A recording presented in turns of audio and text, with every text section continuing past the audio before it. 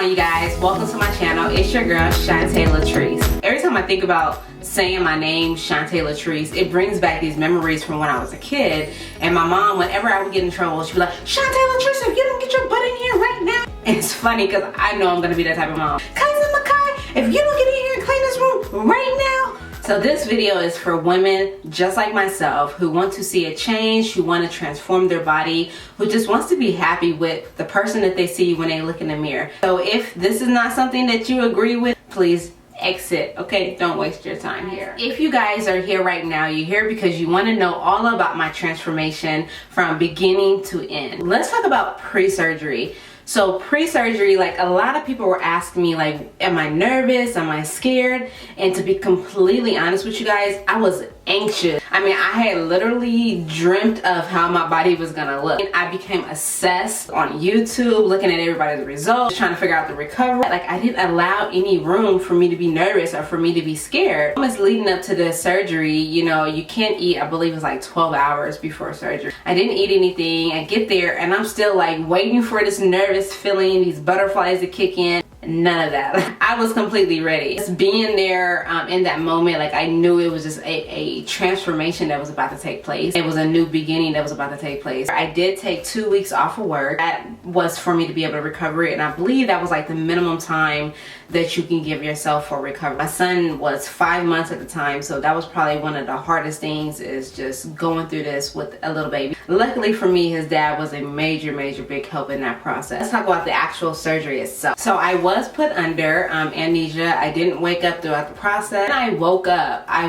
and I was super groggy. I remember my mouth being super dry. They even gave me some crackers because they wanted to make sure that the amnesia was wearing off before I exit. My cousin did pick me up. You're not supposed to drive after surgery. You can imagine with the amnesia still trying to wear off your body. When I left, I still didn't feel any pain because the pain meds were still in my body. I didn't feel anything. I was just sleepy. I was dead sleepy. I think the worst part for me about the surgery, right coming out, was just trying to stand up. Like, your stomach is so tight. You're not able to just stand like, up like that. I was hunched over for the most part. Getting in the car was very slow moving because I did get lipo. So I had lipo on my back. And so you can imagine trying to get in the car and your body is just like rubbing against the car. Like, it's just, trust me. It's not the best feeling. It's not the best feeling. But let's talk about the recovery. It honestly was the toughest. Sitting down was tough. Everything on me felt so sore. Just touching my skin felt like it was burning. And then I was tired. I was on medication. I was tired. And to top it off, when I came out of surgery, I had to wear this garment. And this garment had the drains in it, you guys. So, walking around in this garment with these drains, having to continuously empty these drains, and at some point the drains started to become bothersome, and it seemed like it was either getting clogged up or stuck or it was rubbing against something. It just wasn't the best feeling. After about 2 weeks, I started walking. I couldn't go to the gym until about 6 weeks. So during that time, I just really took it easy. I just did some walking, kept it easy. One thing that I did do that I wasn't supposed to do was picking up my son. And he was a fat little baby, y'all.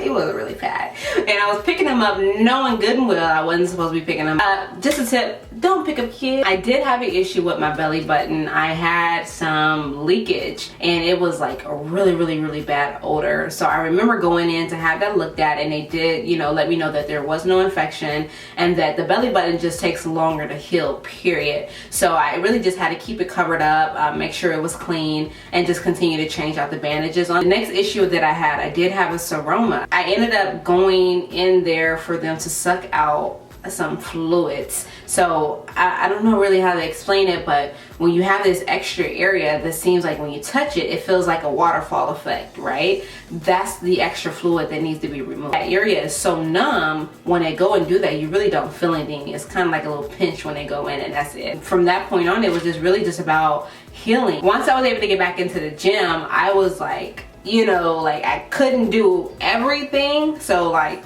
any ab workouts, setups, and things like that, I was like staying far away from. I remember starting out really just hitting it hard with the cardio. Then once I got comfortable, I started doing some upper body weights. And then I was able to full force do some high intensity interval training. So I've come a long way, and I will tell you that my recovery, it doesn't look like everybody else's recovery. I kept very good nutrition. I kept a very good workout schedule. So all of those things combined, I was able to get the results that I have. So I did lose weight after my surgery. So, and that's all because I was contouring my body and making sure that, you know, it looked the way I wanted to look. You get some people who don't lose weight first and they just go with the tummy tuck, and so they still look thick. Not saying that's a bad thing. Thick fit is the best fit. That's why I'm so curvy, because I already had hips, I already had a booty, all that stuff. When I did lose the weight and everything, it just flowed together, honestly. Shopping became like the best thing ever. Like everything that I couldn't wear with the midriffs and the belly out, all that stuff that I was too terrified to wear, like I was stepping my game up, and I just became like overwhelmed with love for myself. Like I feel like at that moment I really fell in love with myself even more. I was able to be more fashionable. I was able to be, you know, more open with my body and not trying to hide it. So you guys, the last thing I want to talk about is the cost. So I paid a total of $12,900. That included the procedure, the medication, the faja, all that was $12,900. I did go to Dr. Tarick Smiley out here in Upland, California. He does work in Beverly Hills and Dubai. So definitely look him out if you're looking to get this changed. Let me know what else that you guys want to see in these videos and these tummy tucks. I get a lot of traffic on these, so I know you guys are interested in and want information. So if there's any questions that I did not answer for you guys, leave them in the comment below and I'll get back to you guys. But before you go, make sure you hit that subscribe button. It's your girl Shantae Latrese.